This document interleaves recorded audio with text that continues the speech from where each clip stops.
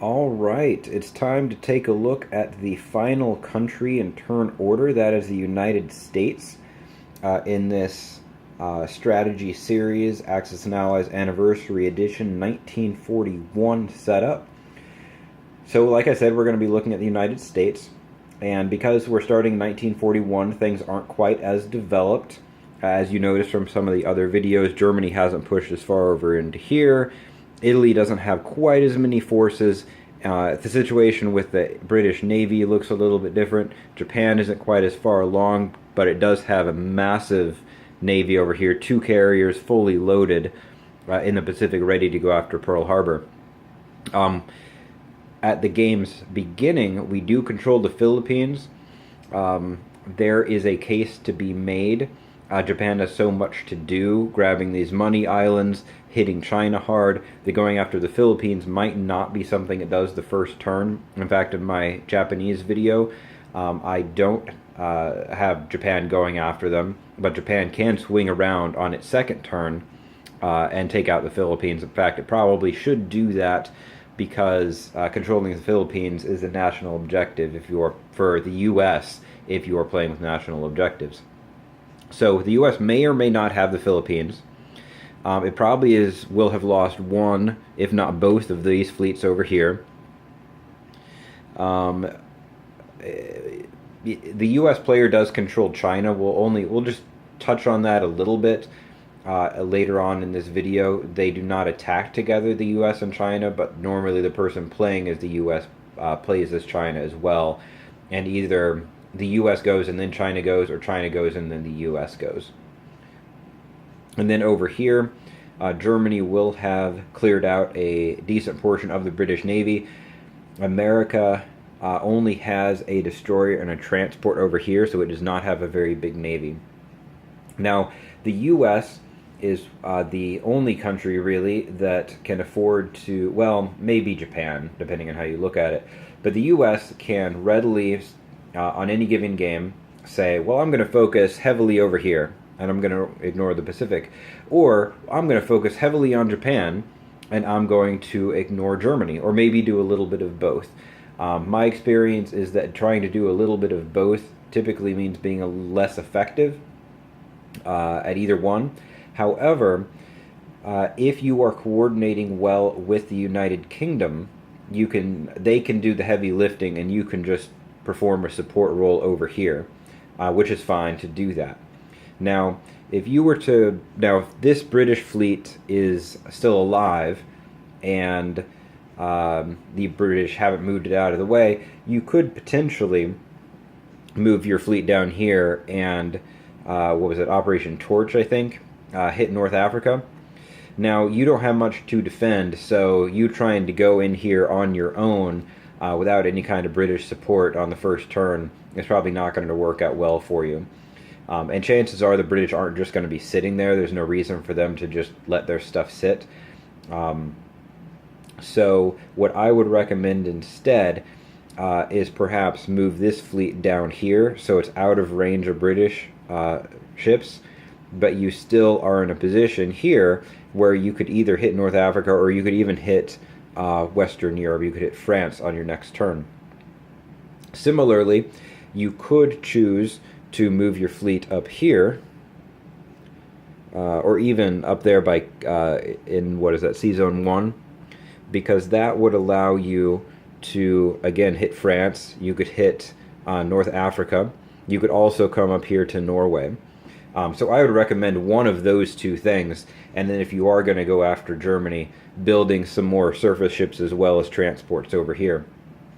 If you are going to be relying on England to provide the surface ships, then just make sure that wherever that you move they move their ships the same place that you want to get your ships.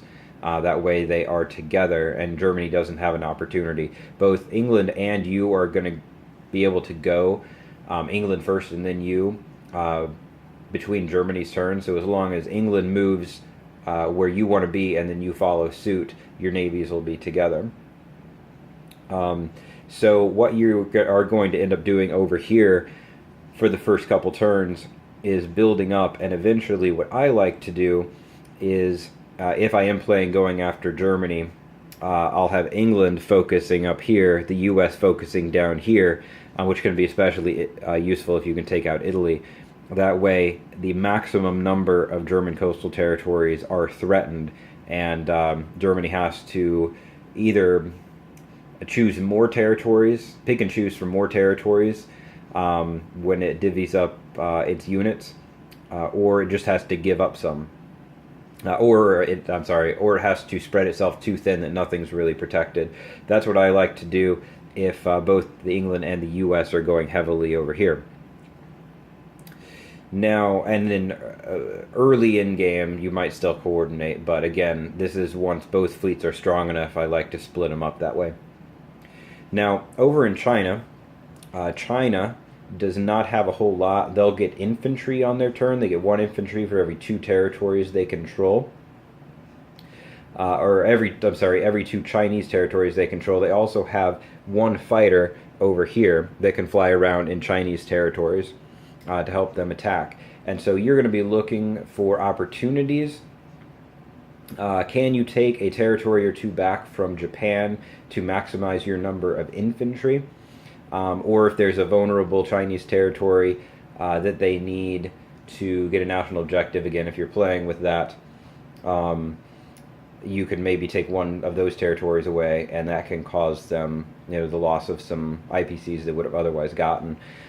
You aren't going to be able to cause massive damage to them because everything you do is restricted to over here, but you can still be of use.